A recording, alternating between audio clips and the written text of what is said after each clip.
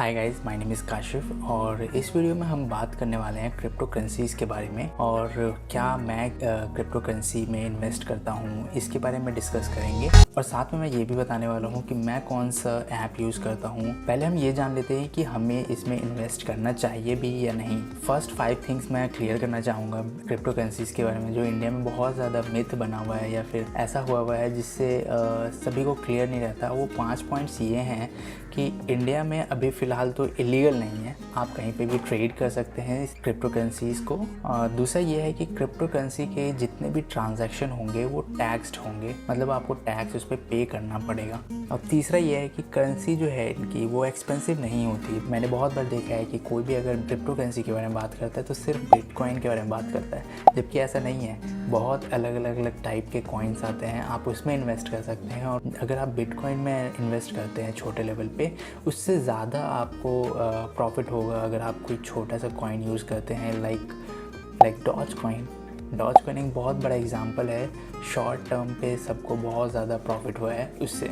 और fourth point ये है कि बहुत सभी को कन्फ्यूज़न रहता है कि क्रिप्टो करेंसी क्या रियल वैल्यू है, जैसे रुपये की वैल्यू है, 1 रुपये की वैल्यू जैसे 1 रुपये है, वैसे क्या क्रिप्टो की कोई वैल्यू है? हाँ है, बिल्कुल है भाई। हम अपना पैसा बैंक अकाउंट में भी ले सकते हैं। मैं आपको मेथड्स बताऊंगा कि किस तरीके से मैं करता हूँ और बाकी पूरे इंडिया में भी बहुत सारे लोग कर रहे हैं। और पांचवा ये है कि बहुत सारे लोग सोचते हैं कि यार क्रिप्टो करेंसीज में पैसा लगाना बहुत ज़्यादा मुश्किल होगा या फिर इन्वेस्ट करना बहुत ज़्यादा मुश्किल है, उसमें बहुत सारे लाइक P2P ट्रांजैक्शन करना पड़ता है, ये सब करना। कुछ ऐसा करना नहीं पड़ता। आजकल ऐसा हो गया है कि आप बिल्कुल ही जैसे एक UPI पेमेंट मेथड होता है ना, उस तरीके से ख़रीद सकते हैं। या फिर आप समझ लें कि आप एक अमेज़ॉन पे ऐड टू कार्ट करते हैं और प्लेस करते हैं, सेम वैसी तरीके से अब आप क्रिप्टो करेंसीज़ को भी ख़रीद सकते हैं। मेरे हिसाब से ये बहुत ज़्यादा सिंपल है, इससे ज़्यादा सिंपल क्या ही हो सकता है। चलो यहाँ पर 5 पॉइंट के बारे में बात तो कर ली, अब लेकिन ये जानना ज़रूरी है कि किस ऐप में आप ये ट्रेड करना चाहते हैं या फिर किस ऐप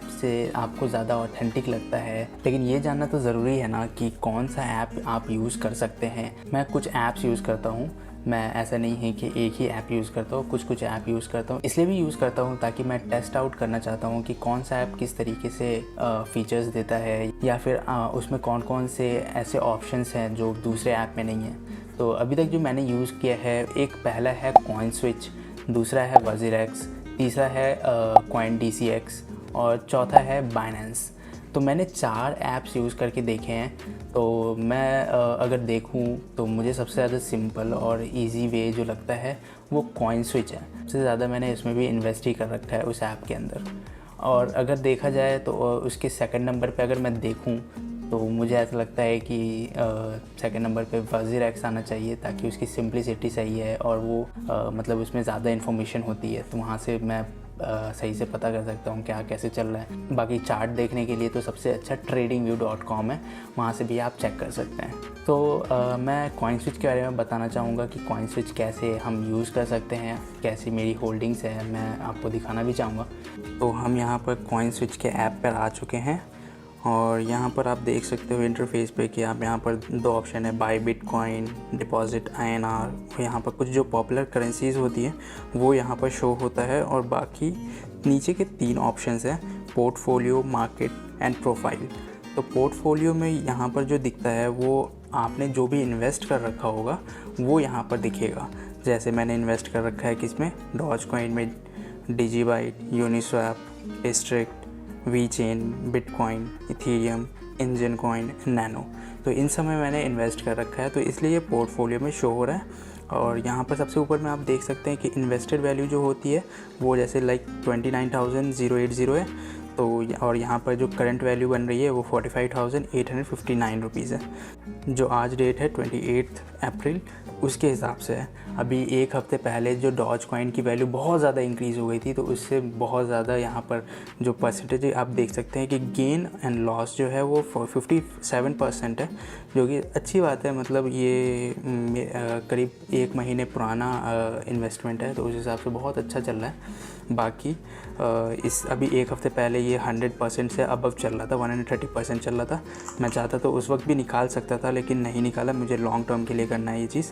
तो यहाँ पर ये इस तरीके से आप इस पोर्टफोलियो को चेक कर सकते हैं।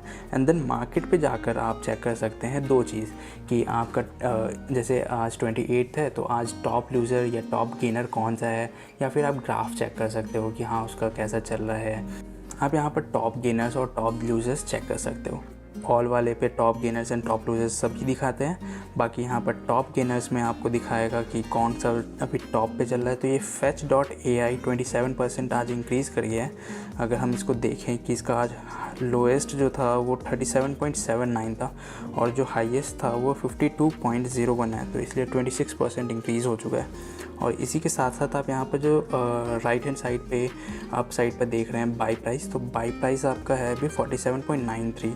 तो एक कॉइन की वैल्यू है 47.93, सेल प्राइस है 46.95 एंड बाई प्राइस है 47.93। और इस जगह पे आप 1 डे, 1 वीक, 1 मंथ, 1 ईयर देख सकते हैं। तो अगर आप देखो सही से, सबसे अच्छी बात यहाँ पर मुझे ये लगती है कि कॉइन स्विच के अंदर वही करेंसीज आती हैं या फिर वही कॉइन्स आते हैं जो जिनका फंडामेंटल ठीक ठाक सा होता है।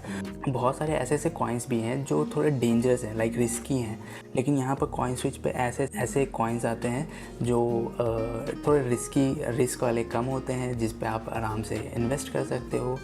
हम केस लेके चलते हैं डॉज कॉइन का, तो वो विद इन अ वीक आपको 50% का ग्रोथ दे सकता है अगर वो एलन मस्क ने ट्वीट कर दिया तो यहाँ पर आपने टॉप गेनर देख लिया, वैसे ही टॉप लूज़र भी है। अब जैसे टॉप लूज़र वेव्स हैं, यहाँ पर 4% का लॉस है यहाँ पर अभी।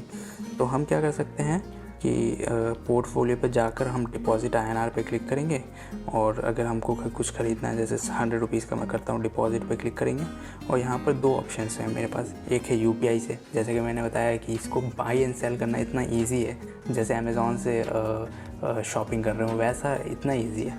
तो आप जैसा कि देख सकते हो मैंने 100 रुपीज़ डिपॉजिट कर दिया है। अब मैं अगर कुछ ख़रीदना चाहता हूँ तो मैं बस मुझे जाना है और ख़रीदना है। तो लेट्स से क्या ख़रीदा जाए। मैं सोच रहा हूँ डिजीबाइट ख़रीदना चाहिए मुझे, तो मैं जाऊँगा बाई पर क्लिक करूँगा, अपना 100% अमाउंट मुझे इसमें पे करना है और प्रीव्यू बाई पर क्लिक कर दूँगा। एंड ये एक बाई प्राइस बता देगा कि 10.89 रुपीज़ पे ये ख़रीदा जाएगा और इस पर 9 DGB मिल जाएगा, तो 9.17 कॉइन्स मिल जाएंगे। मैं बाय नाउ पे क्लिक करूँगा और ये ख़रीदा गया। इतना इजी है, अब क्या ही चाहिए। और यहाँ पर हमने ले लिया। अब मैं जानता हूँ कि मेरे यहाँ पर अभी ये 19.12 का लॉस चल रहा है, क्योंकि मैंने इसको 13.10 पे लिया था और इसकी वैल्यू अभी चल रही है 10.92। बाकी कोई बात नहीं है, ये आगे पीछे तो होता ही रहता है। तो आप भी इस तरीके से इन्वेस्ट कर सकते हो अपने क्रिप्टो करेंसीज़ में। आप ये सोच रहे हो कि अगर गवर्नमेंट ने बैन कर दिए तब क्या होगा, तो आप एक कॉमन सेंस लगाओ। ये हो सकता है ज़्यादा से ज़्यादा गवर्नमेंट आपको 2 to 3 डेज़ का मौका देगा, आप उसको विड्रॉ कर सकते हो अपने अकाउंट में, लाइक अपने बैंक अकाउंट में। और ऑब्वियसली कोई ना कोई ख़रीद रहा होगा, तभी तो हम बेच भी रहे हैं। तो ये आप इसमें चिंता करने वाली बात ऐसी कुछ है नहीं।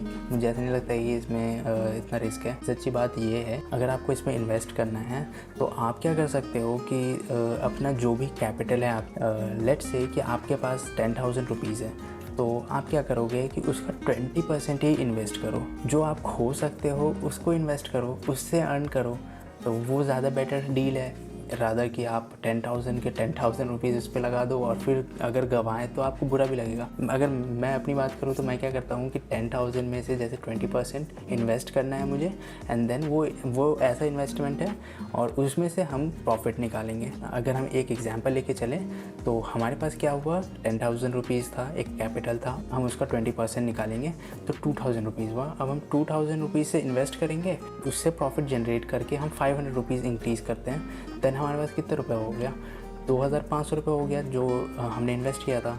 और अगर टोटल कैपिटल का देखा जाए तो कितना हो गया, 10,500। अब हम क्या करेंगे, 10,500 का 20% निकालेंगे। तो आपका धीरे धीरे आप भी अगर चेक करो तो आपके 20% वाले से आपकी जो इन्वेस्टमेंट कैपिटल होने वाली है वो भी धीरे धीरे इंक्रीज़ हो रही है। तो ये एक अच्छी बात है अगर आप देखो तो। So guys, that's it for this video. अगर आपको ये पसंद आए ऐसी सीरीज़ तो मैं कंटिन्यू करना चाहूँगा। ये वीडियो बिल्कुल इंडियन लोगों के लिए थी, तो इसलिए मैंने इसको हिंदी में बनाने की कोशिश की। अगर आप ऐसे वीडियोस और भी देखना चाहते हो तो मुझे कमेंट करके ज़रूर बताइए या फिर लाइक करिए, और फिर मिलते हैं अगले वीडियो में। Thanks for